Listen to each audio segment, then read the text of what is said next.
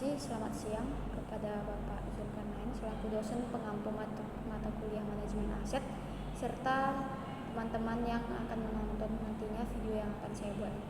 Sebelumnya perkenalkan, nama saya Yohana Lase. Saya dari Prodi Ilmu Administrasi Publik, di mana pada siang hari ini saya akan menjawab beberapa pertanyaan dari dosen pengampu mata kuliah manajemen aset, yang dimana pertanyaan ini merupakan pertanyaan-pertanyaan ujian tengah semester. Nah, untuk pertanyaan yang pertama yaitu mengapa pentingnya mempelajari manajemen aset? Nah, menurut saya mengapa kita penting untuk mempelajari manajemen aset ini? Dikarenakan aset ini merupakan salah satu yang kita miliki yang sangat berharga, baik itu dalam suatu perusahaan maupun organisasi atau instansi pemerintah. Aset ini adalah hal yang paling berharga. Mengapa? Karena aset bukan hanya soal tentang barang ataupun suatu benda, melainkan keterampilan manusia atau keterampilan yang dimiliki oleh sumber daya manusia dari organisasi atau suatu perusahaan itu juga termasuk kategori aset. Jadi mengapa kita penting untuk mempelajari aset?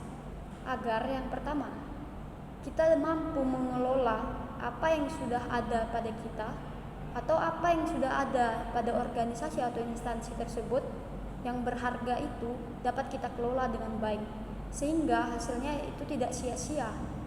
Apa yang kita miliki itu bisa dapat seefektif mungkin kita mampu memberikan yang terbaik untuk perusahaan atau organisasi yang kita tempati tersebut. Nah, selain itu pentingnya manajemen aset yaitu agar apa yang sudah ada tadi tidak menjadi sesuatu barang yang malah menjadi seperti sampah ketika tidak dikelola dengan baik. Nah, contohnya seperti apa? Misalnya ketika ada sebuah gedung yang dimana gedung itu jika dikelola dengan baik dapat menghasilkan begitu banyak keuntungan untuk organisasi.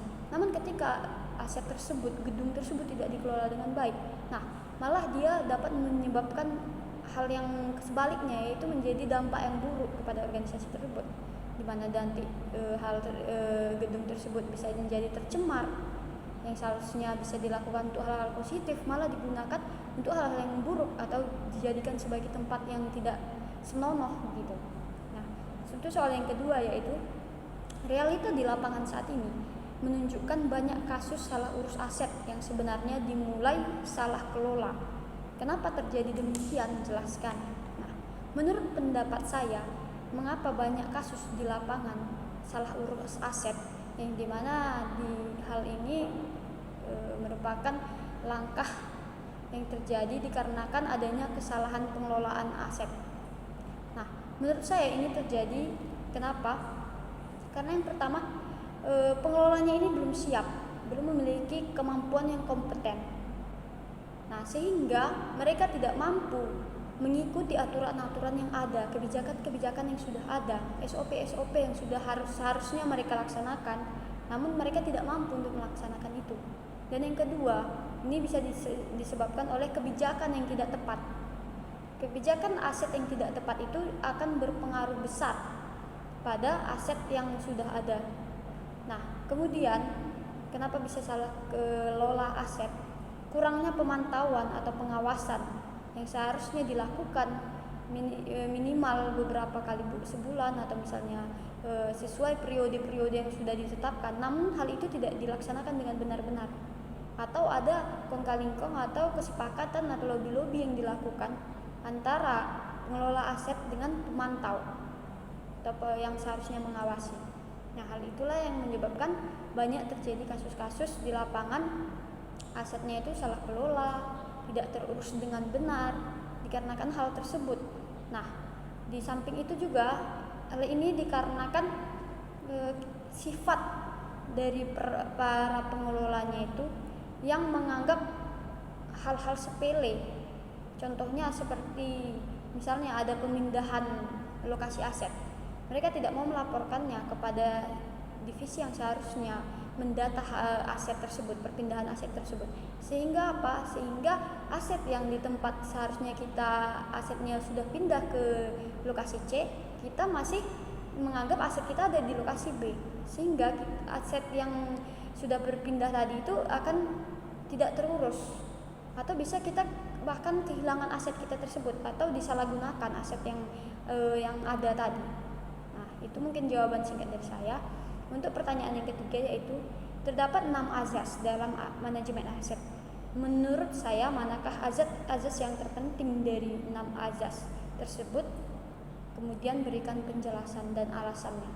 Nah, di sini memang ada 6 azas dalam manajemen aset.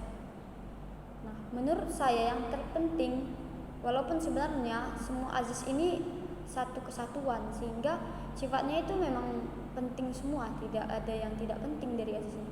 Namun yang paling terpenting, dikarenakan pertanyaan di sini, yang paling terpenting menurut saya yaitu azas kebijakannya atau azas hukumnya. Mengapa saya katakan seperti itu?